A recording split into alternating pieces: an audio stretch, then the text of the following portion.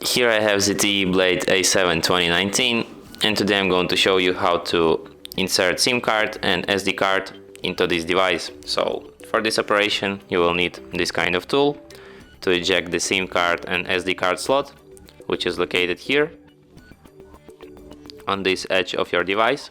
So you just have to put this tool inside the hole next to the slot, and the slot will come out. And here you have to put your SD card, here you have to put your SIM card, and then just like this put it inside your device.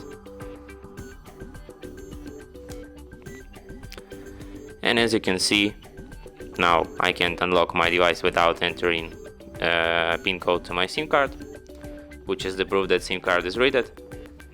Let's enter PIN code. And as you can see, there's also notification SD card found, which is the proof that SD card is also read. And that's it. Thanks for watching. If you find this tutorial useful, don't forget to hit that like button and subscribe to our channel.